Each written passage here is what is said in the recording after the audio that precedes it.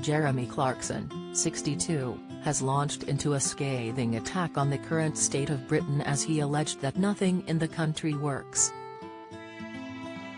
The Grand Tour host gave a number of examples of where Britain is currently failing, including our healthcare system. Jeremy said, "I'm sorry to sound so depressing, but nothing in this country is working properly. Even Big Ben has broken," he continued in his The Sun column. "Then you've got the NHS, which is fantastic if you want to be addressed by the correct pronoun, but there's no getting round the fact that it's pretty much useless if you need a doctor.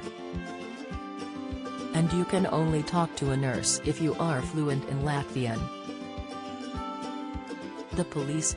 Don't get me started. If you get stabbed, they'll only be interested if it happened in a bus lane." It comes as The Guardian yesterday reported patients are paying up to £550 an hour to see private GPs amid frustration at the delays many face getting an appointment with an NHS family doctor. Growing numbers of paid-for GP services are opening up across Britain, in the latest sign of how the NHS's inability to offer prompt care is creating a surge in people resorting to private healthcare. Clinics are wooing customers by offering short-notice consultations that involve seeing a doctor face-to-face or remotely, and they can last for much longer than the standard 10-minute NHS equivalent. Private GP services are one of the big growth areas of a burgeoning private healthcare sector, said David Hare, the chief executive of the Independent Healthcare Providers Network. The number of patients accessing a private GP is small compared with the 1 million a day in England to see an NHS family doctor.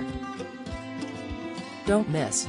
Ed Sheeran, Adele and Harry Styles lead rich Brits under 35 raking in millions. Latest, Gemma Atkinson issues F-bomb warning to Strictly's Gorka before giving birth. Latest, The Smiths bassist Andy Rourke dies following long battle with cancer. Latest, but it is growing fast as the NHS is struggling with a deepening shortage of full-time GPs at a time when the demand for care is rising and some GPs are retiring due to burnout. For example, the insurance company AXA has seen a significant spike in demand for Doctor at Hand, its virtual-only family doctor service. The number of appointments provided by Doctor at Hand had tripled from 17,000 a month before the COVID pandemic to about 50,000 now, it said. Last year Jeremy said that Britain should abolish the NHS altogether. The Grand Tour host wrote in his Sunday Times column, "Many people are now saying that we should rid the country of the monarchy because this ancient institution is no longer relevant. I respect that point of view, and I hope they respect mine when I suggest the department that has to go is the NHS." He added, "So to solve the economy what we need to do is make sensible cuts in all government departments, cutting their staffing levels by, say, half.